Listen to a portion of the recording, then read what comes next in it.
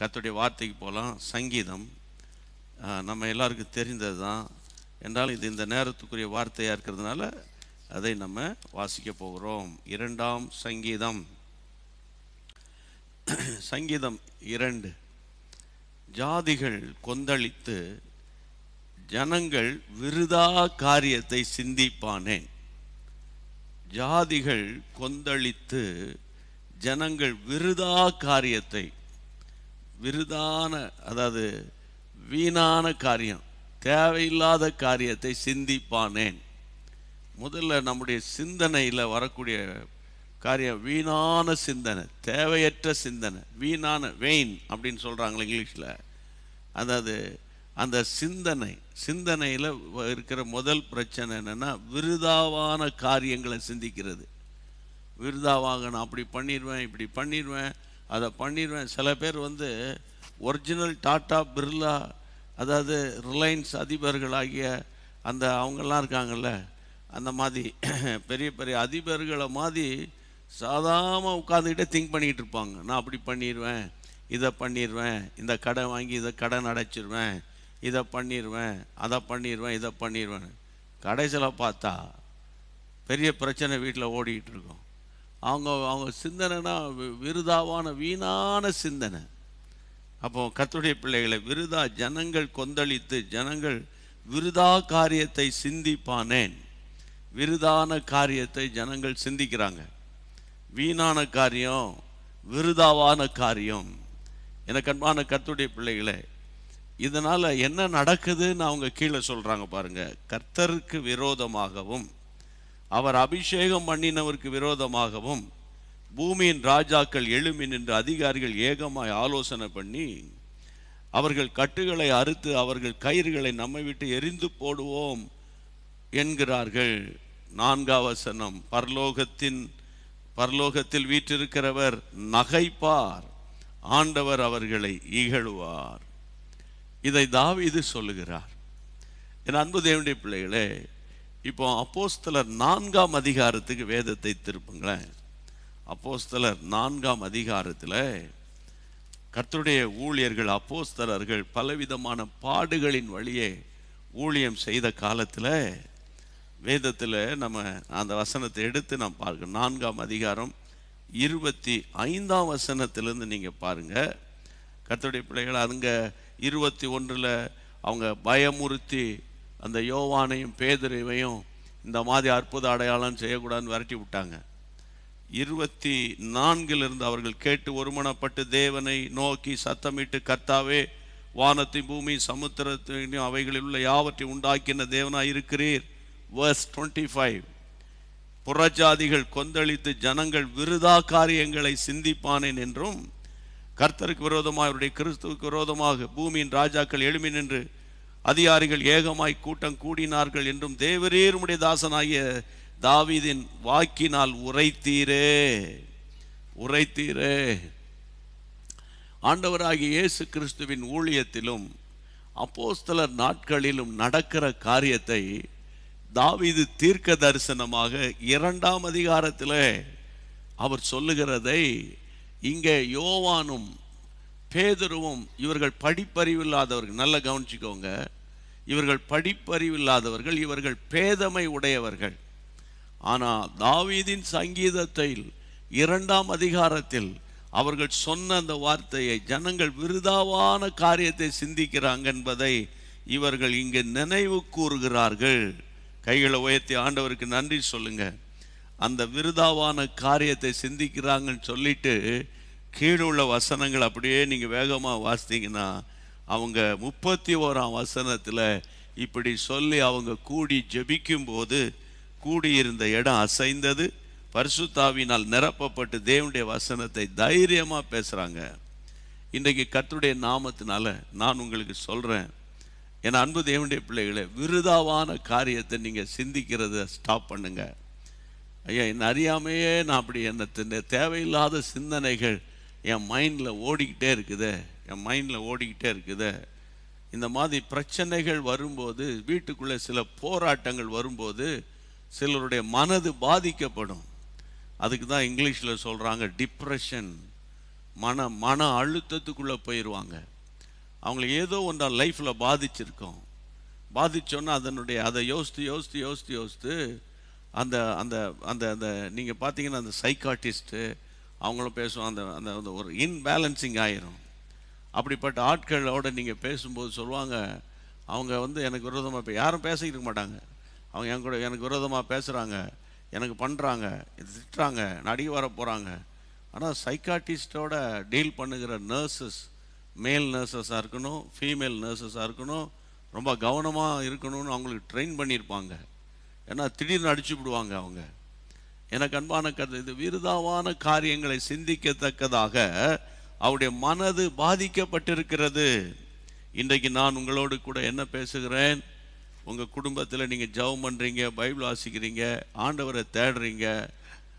ஆனால் உங்களுக்குள்ள பிசாசு பலவிதமான சிந்தனைகளை கொண்டு வந்து வீணான காரியத்தை நீங்கள் சிந்திப்பீர்களே. ஆனால் இன்றைக்கு ஆண்டவருடைய நாமத்தினால நான் உங்களோடு கூட இந்த ஆலோசனையாக பேசுகிறேன். சரி, இப்போ இந்த இந்த இந்த இந்த சிந்தனையால் வேதம் சொல்லுகிறது, கர்த்தருடைய பிள்ளைகளே, நீங்கள் வாசிக்கும்போது ரோமருக்கு எழுதின நிருபத்திலும் சில வசனங்களை பார்க்குறேன். 1ஆம் அதிகாரம் 21ஆம் வசனத்துக்கு வேதத்தை திருப்புங்கள். Roman chapter 1 verse 21. கர்த்தருடைய பிள்ளைகளே, அவர்கள் தேவனை அறிந்தும் தேவன் என்று மகிமைப்படுத்தாமல் ஸ்தோத்திரியாமலும் தங்கள் சிந்தனைகளினாலே வீணரானார்கள். இந்த வீணான விருதா காரியத்தை சிந்திக்கிறதுனால, விருதா காரியத்தை, வீணான காரியத்தை சிந்திக்கிறவருடைய நிலைமை இங்கே அவர் சொல்லப்பட்டிருக்கிறது. தேவனுடைய பிள்ளைகளே, வேதத்தில் வாசிக்கிறோம், தங்கள் சிந்தனைகளினாலே வீணா போயிட்டாங்க. சிந்தனை அவங்கள வீணராக மாற்றிவிட்டது. அதனால் நான் தாழ்மையோடு உங்களுக்கு சொல்கிறேன், நீங்கள் ரட்சிக்கப்பட்ட எத்தனை வருஷம் ஆனாலும், நான் இத்தனை வருஷம் ஆச்சு, இன்னொரு வருஷம் சர்ச்சுக்கு போகிறேன், நான் இப்படி ஜெபம் பண்ணுறேன், பரிசுத்தாவின் நிறைவை பெற்றிருக்கிறேன், நான் ரொம்ப பைபிள் நாலேஜெல்லாம் எனக்கு இருக்குது, நான் நிறைய செய்திகளை கேட்குறேன், நிறையா வர்ஷிப் பண்ணுறேன், ஓகே, தட்ஸ் ஃபைன். நீங்கள் பிரகாசிக்கிறீங்களா? நீங்கள் பிரகாசிக்கிறீங்களா? நீங்கள் எந்த சர்ச்சுக்கு போகிறீங்களா நான் கேட்கல. ஓகே, அந்த சர்ச்சில் எல்டராக இருங்க, மூப்பராக இருங்க, செக்ரட்டரியாக இருங்க, ட்ரெஷராக இருங்க, ஏன் அசிஸ்டன்ட் பாஸ்டராகவே இருங்க, வெரி குட், நல்லது. ஆனால் உங்கள் சிந்தனையில் உங்களுக்கு ஜெயம் இருக்கிறதா? அதான் இங்கே கேள்வி. வேதம் சொல்லுகிறது, தங்கள் சிந்தனைகளில் அவங்க வீணாக போயிட்டாங்க, சிந்தனைகளில் வீணரானவர்கள். அப்போ இந்த சிந்தனையில் இப்போ நான் பேசுகிறேன்னா, நீங்கள் கேட்கலாம், நானும் இந்த வசனம் எனக்கு தான் பிரதர் பேசுகிறாங்களா? நான் வீணாக போயிட்டேன்னா, என் வீணான காரியங்களை சிந்திக்கிறேன்னா?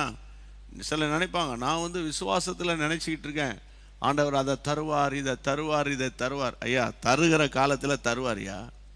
இன்றைக்கே விசுவாச வார்த்தை பேசுகிறேன்னு கார் தருவார், பங்களா தருவார். ஏன்னா இன்றைக்கி இந்த நவீன போதனைகளில் யாராவது உனக்கு அபிஷேகம் தருவார், ஆத்துமாக்களை தருவார், கர்த்தர் எனக்கு இந்த வருஷம் 1000 ஆத்துமாக்களை தரப்போகிறார் அப்படின்னா நான் அவங்க கூட்டத்தில் தான் நான் சேருவேன். எனக்கு கார் தருவார், பங்களா தருவார், எனக்கு இது தருவார், அது தருவான்னு.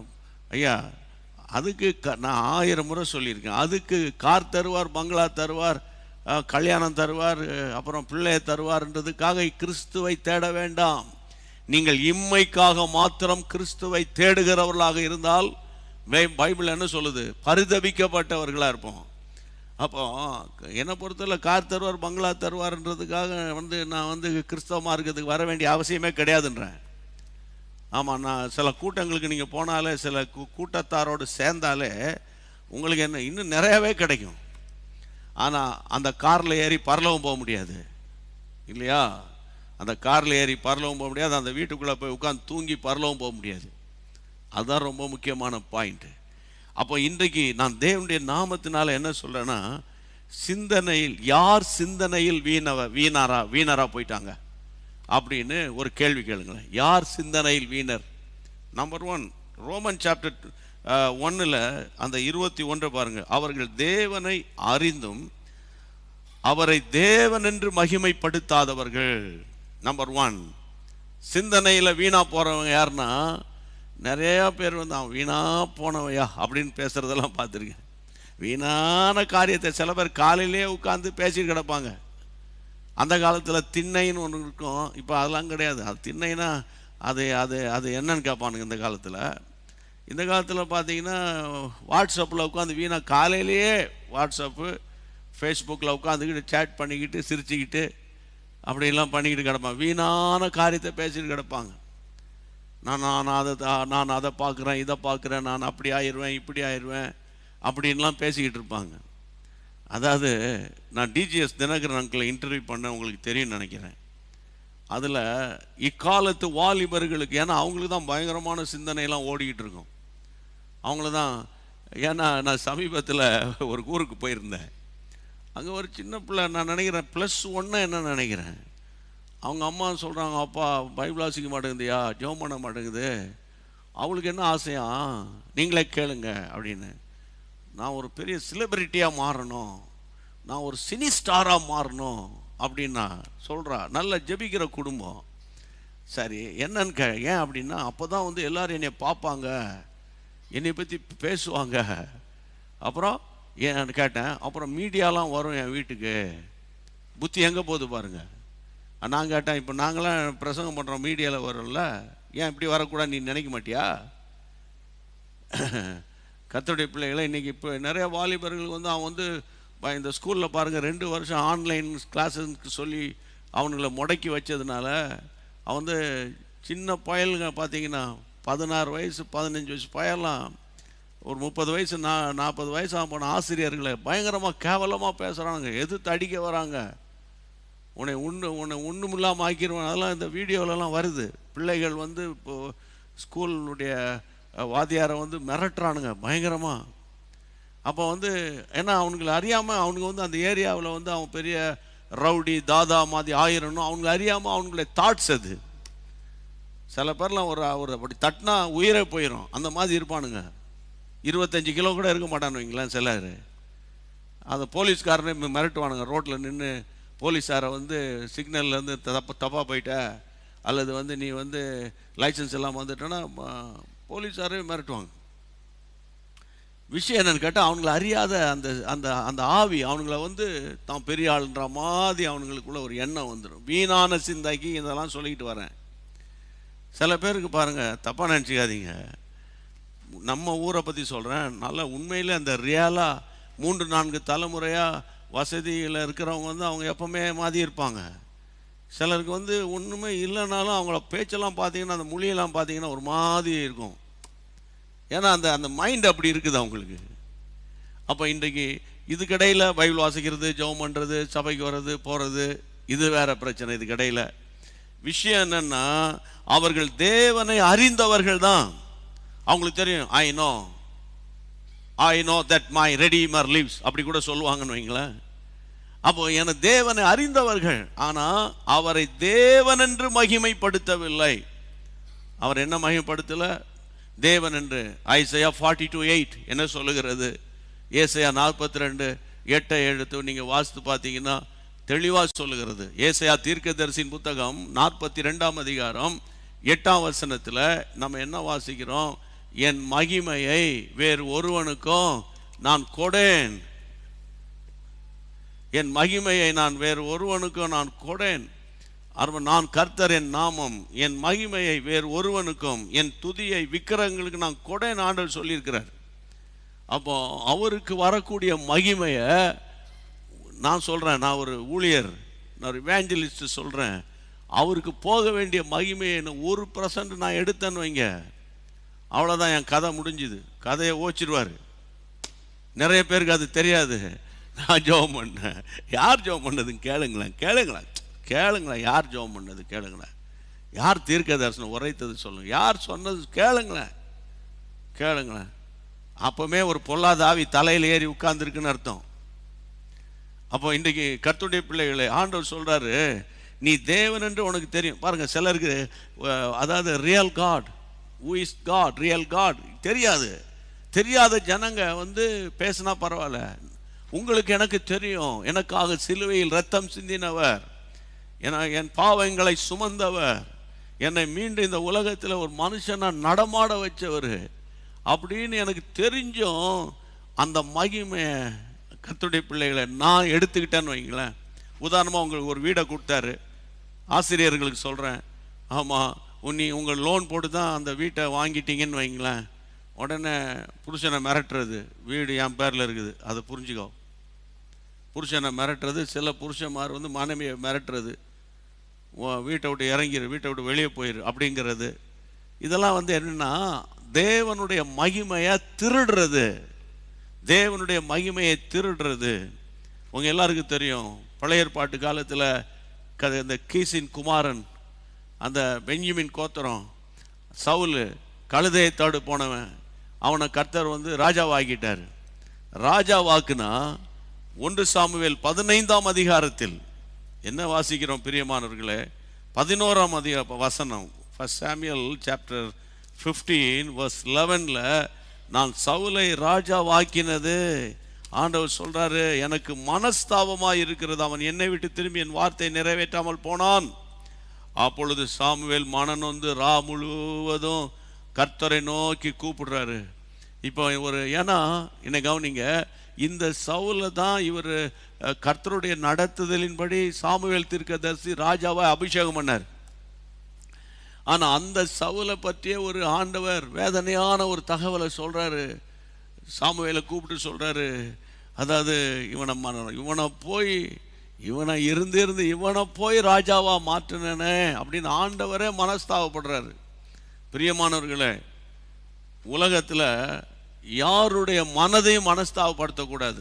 உலக பிரகாரமாக ஆண்டவருடைய இருதயம் மனஸ்தாபப்படக்கூடாது. 2 விஷயம் இருக்கு. ஆண்டவருடைய இருதயத்தை மனஸ்தாபப்பட விடக்கூடாது. உலக மனிதன் யாரையும் மனஸ்தாபப்படுற மாதிரி நீ எடுத்தோம் கவுத்தோன்னு பேசக்கூடாது. மனஸ்தாபப்படும்படி வார்த்தை அனாவசியமாக பேசக்கூடாது. இங்கே ஆண்டவர் சொல்கிறாரு, அவன் என்னை மனஸ்தாபப்படுத்திவிட்டான் அப்படின்டா. அப்போ இதை கேட்ட தேவ மனிதன் ராத்திரி முழுவதும் ஜெபம் பண்ணுறாராம் சவுலுக்காக. மறுநாள் காலையில் 12ஆம் வசனம், சாமுவேல் சவுலை சந்திக்க போகிறான். அப்பொழுது சவுல் எங்கே போகிறாருன்னா, கர்மேலுக்கு தனக்கு ஒரு ஜெயஸ்தம்பம் நாட்டி பின்பு பல இடங்களில் சென்று கில்காலுக்கு போனான். சாமுவேல் காரியம் தனக்கு ஒரு ஜெயஸ்தம்பம். ஆமாம், நம்ம நாட்டு அரசியல் தலைவருக்கு போகிற இடங்கள்லாம் கொடி ஏற்றி கீழே அவங்க பேரெலாம் போட்டு அப்படி இப்படின்னு பண்ணுவாங்க. அதாவது அரசியல், அது பண்ணிட்டோம். ஆனால் தேவ ஜனங்கள் ரொம்ப கவனமாக இருக்கணும். வேதம் சொல்லுகிறது, தனக்கு ஒரு ஜெயஸ்தம்பம், தனக்கு ஒரு ஜெயஸ்தம்பம். அந்த வார்த்தையை பாருங்க, தனக்கு ஒரு ஜெயஸ்தம்பத்தை அவன் நாட்டுகிறான். என கண்பான தேவனுடைய பிள்ளைகளே, இது ரொம்ப முக்கியமான ஒரு வார்த்தை. தனக்காக ஜெயஸ்தம். அதை பார்க்கும்போது அவனை புகழக்கூடியதாக அங்கே இருக்கும். ஆனால் தான் ஆண்டவருடைய நாமத்தில் சொல்கிறேன், எந்த ஒரு மனிதனையும் ரொம்பவும் புகழ்ந்துடக்கூடாது. கர்த்தருடைய நாமத்தின் மகிமைக்காக சொல்லலாம்.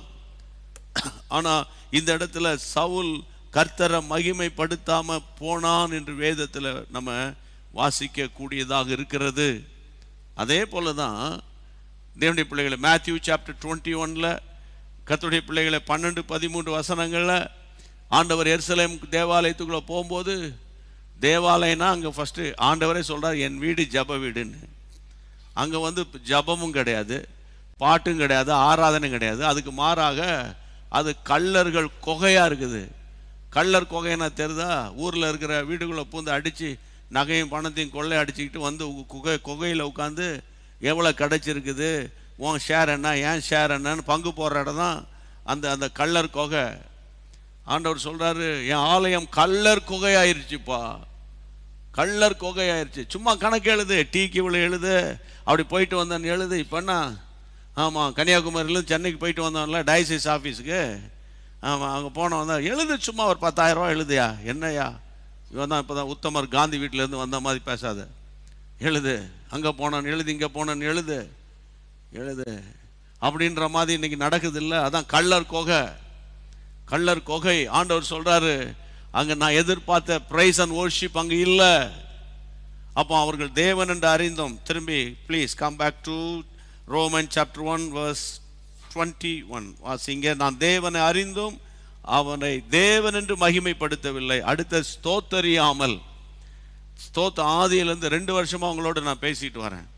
நீங்க கத்தோலிக்க சபையோ சிஎஸ்ஐயோ அல்லது பேப்டிஸ்டோ ஆங்கிலிக்கனோ பிரெஸ்பிட்டேரியனோ அசம்பிளிஸ் ஆஃப் காடோ டிபிஎம்மோ சரியா எந்த பெந்தேகோஸ்தே மார்க்கமோ நல்ல கவனிங்க. ஆர்டிஃபிஷியலாக ப்ரைஸ், அந்த ப்ரைஸ் அண்ட் வர்ஷிப் வந்து ஆர்டிஃபிஷியலாக பண்ணக்கூடாது. சிலருக்கு சில பாடகர்களை கண்டாதான் அந்த ப்ரைஸ் அண்ட் வர்ஷிப்பே எல்லாம் அந்த பாடி லாங்குவேஜ் எல்லாம் வரும். அது வேற ஆவின்னே நான் டைரக்டாக சொல்கிறேன். அது வேற ஆவி, அது வேற ஆவி. சிலரை பார்த்தா தான் அவங்களுக்கு பாட்டே வருதுன்னு வைங்களேன். சில மியூசிஷியனை பார்த்தா தான், சில கிட்டாரிஸ்ட்டை பார்த்தா தான் அவங்களுக்கு வருதுன்னா அவங்கள வந்து வேற எங்கேயாவது தான் கொண்டு விடணும். அதாவது தேவனுக்கு முன்பாக நின்று தேவனை மகிமைப்படுத்தி அவரை புகழுகிறது தான் ஆராதனை. கையை வைத்து ஆண்டவரை ஸ்தோத்திரம் பண்ணுங்க.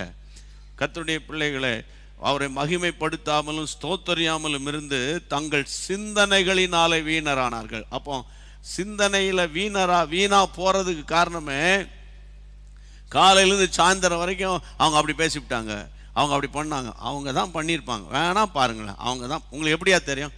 நீங்கள் வேணா பாருங்களேன். நான் சொல்றது கரெக்டாக. இந்த கிரிமினல் மைண்டு முதல்ல என் சிந்தை விட்டு போட்டாண்டவர்.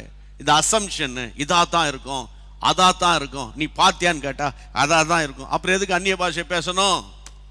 இல்லை, அதுக்கு எதுக்கு அந்நிய பாஷை பேசணும்? அதாக தான் இருக்கும், எனக்கு தெரியும். எல்லாம் மாமியார் கொடுக்குற ட்ரெயின், அந்த அம்மா பாம்போல கிடக்கும், எல்லாம் அந்த அம்மா சொல்லியிருப்பாங்க அப்படிங்கிறது. சில தாய்மார்கள் வந்து எல்லாம் அந்த பயலுடைய அம்மா சொல்லி, இந்த அம்மா அந்த அம்மாவை, அந்த அம்மா இந்த அம்மாவை. இந்த அம்மா பிரச்சனை தான் ரொம்ப அதிகமாக இருக்குது. அம்மா பிரச்சனை கடைசியில் ஐயா பிரச்சனை உள்ளே இருக்குது, அது வெளியே தெரியாது. சில ஐயாக்கள் செய்கிறது வெளியே தெரியாது பாருங்க. ஆகவே இன்றைக்கு நான் என்ன சொல்கிறேன்னு கேட்டால், ஒன்று தேவனை அறிந்தோம், ரெண்டாவது அவரை தேவன் என்று மகிமைப்படுத்தலை, ரெண்டாவது அவரை ஸ்தோத்திரிக்கலை. என் மகிமையை தேவன், அதாவது இந்த மேடையிலெல்லாம் போனால் தப்பாக நினச்சிக்காதீங்க. இந்த சால்வை போடுறதெல்லாம் வந்து எனக்கு அதில் உடன்பாடு கிடையாது.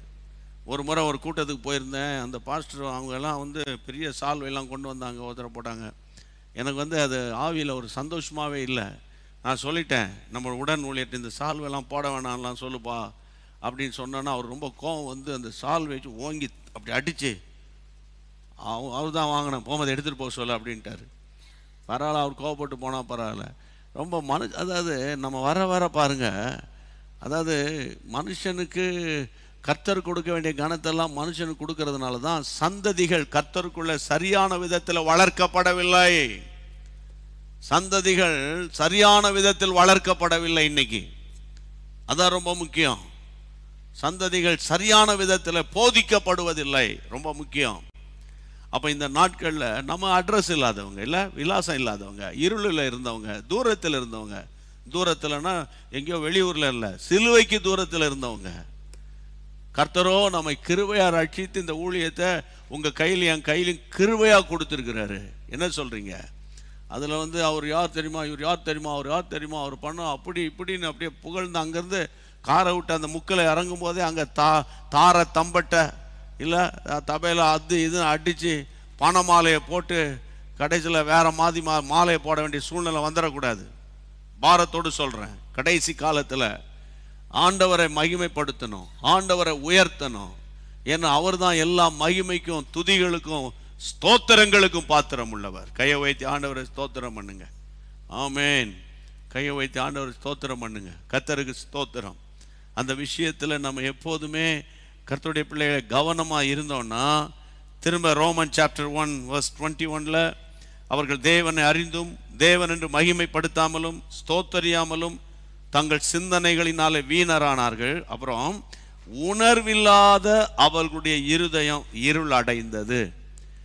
சிலர் நம்ம நினைக்கிறோம், இவ்வளோ பேசியும் உணர்வு இல்லாமல் கிடக்கானே, இந்த அம்மாவுக்கு இவ்வளோ சொல்லியும் இவ்வளோ இப்படி சொல்கிறேன், இவ்வளோ கஷ்டப்பட்டும் இவ்வளோ நெருக்கப்பட்டும் இவ்வளோ உபத்திரம் பண்ணும் அவனுக்கு ஒரு உணர்வு இல்லாமல் பேசிகிட்டு இருக்காங்களேன்றோம்ல.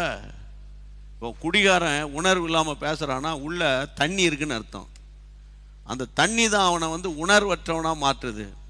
இப்போ சிலர் வந்து குடிக்காமலே உணர்வற்ற மாதிரி பேசுகிறானே, நன்றி அறிதல் இல்லாமல் பேசுகிறாங்களே, வளர்த்த கடை மார்பில் பாய்ந்ததடான்னு சொல்கிற மாதிரி இந்த நாட்களில் எவ்வளோ பேர் ஆசீர்வாதத்துக்கு காரணமாக இருந்தவங்களுக்கு விரோதமாக பேசுகிறாங்களே. அதான் விஷயம் என்னன்னு கேட்டால், உணர்வில்லாத அவர்களுடைய இருதயம், உணர்வில்லாமல் உணர்வற்ற. ஐயா, உங்கள் சரீரத்தில் அப்படி பார்த்தீங்கன்னா இப்படி ஒரு கில்லுனா அப்படின்னு சத்தம் கேட்கணும். ஒன்றுமே டாக்டர் டெஸ்ட் பண்ணுவாங்க. சில டாக்டர்ஸ் வருவாங்க பார்த்தீங்களா, வந்தோடனே ஒரு ஸ்டிக் மாதிரி வச்சுருப்பாங்க. படுத்திருக்கும்போது வந்து பின்னால் காலில் வந்து அவங்க அதை பண்ணுவாங்க. கால் அப்படியே பண்ணும்போதே கால் அசைதா இல்லையான்னு அவங்க செக் பண்ணுவாங்க. நீரோ சர்ஜன்ஸ், அந்த கன்சல்டன்ட்லாம் அது அதிகமாக பண்ணுவாங்க. ஏன்னா இந்த நரம்புலாம் ஒழுங்காக வேலை பார்க்குதா, அவனுக்கு உணர்வு இருக்குதா. டயபெட்டிஸ் ஓவர் ஆயிடுச்சுன்னா அவனுடைய அந்த காலில் ஒரு உணர்வு இருக்கா. அதனால தான் சிலருக்கு காலில் திடீர்னு புண்ணுலாம் வரல, கல்லுகள் அடிபட்டிருக்கும். அவங்களுக்கு அந்த இடத்துல ஒரு உணர்வு இல்லாமல் இருக்கிறதுனால கல் அடிபட்டதுனே தெரியாது. பாருங்கள், பெயினே தெரியாது. எப்போ அவங்களுக்கு தெரியும், அதில் சீழ் வச்சு அங்கே சீழ் வழியும் போது இது என்ன இங்கே அடிபட்டிருக்குன்னு சொல்லுவாங்க. உங்களுக்கு தெரியல, காரணம் உணர்வு இல்லை, சென்ஸ் இல்லை. அப்போ இந்த நாட்களில் அதான் எவ்வளோ பிரசங்கம் கேட்டோம், அந்த உணர்வற்ற இது எனக்கு இல்லை. இப்போ நீங்கள் என்ன மாதிரி ஒரு ஆள் பேசுனாங்கன்னா, ஆமாண்டவர் அவங்க சொல்கிற சரிதான் இருக்குப்பா அப்படின்னு நான் ஒப்பு கொடுக்கணும். அப்போ தான் அது சரியான கிறிஸ்தவன்.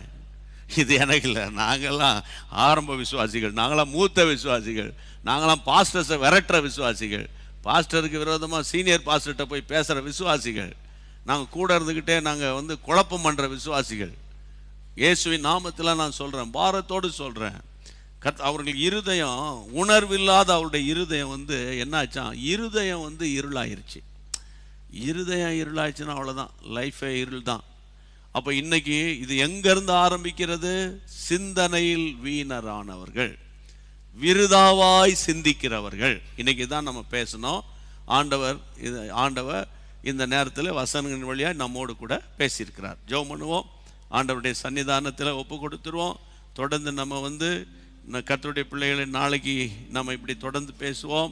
நல்ல சப்ஜெக்ட் ஆண்டவர் கொடுத்துருக்கிறார். ஏன்னா என்னுடைய பாரம் என்ன தெரியுமா, நல்லா ஜெபிக்கிறாங்க, உண்மையை சொல்கிறேன், நல்ல பைபிள் வாசிக்கிறாங்க, அது உண்மை. ஏசப்பாவை நல்லா நேசிக்கிறாங்க, ஓகே, நல்ல சர்ச்சுக்கு போகிறாங்க, வராங்க, நல்லா பாடுறாங்க, அப்புறம் நல்ல ஆராதனையெல்லாம் பண்ணுறாங்க. ஆனால் டெவலப்மெண்ட்ஸ் இல்லை, எக்ஸ்டாப்ளிஷ்மெண்ட்ஸ் இல்லை, இம்ப்ரூவ்மெண்ட் இல்லை. டாக்டர் சொல்கிறாங்களே நிறைய ஆன்டிபயோட்டிக்ஸை கொடுத்துட்டோம், ஆனால் எங்களுக்கு இப்போ வேற இதுக்கு மேலே கொடுக்க முடியாது. ஆனால் there is no improvement. இப்போ புரியுதா நான் சொல்கிறது? எவ்வளோ பிரசங்கம் பண்ணிட்டோம், எவ்வளோ பாட்டு பாடிட்டோம், எவ்வளோ ஜெபம் பண்ணிட்டோம், இம்ப்ரூவ்மெண்ட் இல்லை. அப்போ பிரியமானவர்களே, நம்ம சிலுவை அண்டை திரும்புவோம். ஷபாமா ஹவ்ரபா ஹாலா ரபா ஹாதரா. Praise the Lord, praise the Lord. வெறுத்துருவோம் வீணான சிந்தனை. அவங்க அப்படி சொல்லியிருப்பாங்க, அவங்க தான் சொல்லியிருக்கணும், நீ வேணா பாரு அப்படின்னு ஒய்ஃப்கிட்ட பேசிக்கிட்டே கிடக்கிறது. இல்லை ஒய்ஃப் இப்படி பேசுறது, பேசி சில பேர் பார்த்தீங்கன்னா இந்த காலியான பாத்திரங்கள்லாம் சத்தத்தை அதிகமாக கொடுக்குன்னு சொல்லுவாங்க. Empty vessels makes more noise. இந்த புரியுதில்லை நான் சொல்கிறது? காலியான பாத்திரம் அது வீணான சலன்னு சத்தம் போட்டுட்டு கிடக்கும். ஆனால் அந்த ஃபுல்லாக இருக்குல்ல, அபிஷேகத்தால் நிரம்பி இருக்கிற பாத்திரம் தேவையில்லாத வாய் திறக்காது. பரிசுத்தாவியானவர் பேசுகிறாரா? கையை வைத்து ஜெபம் பண்ணிடுவோம்.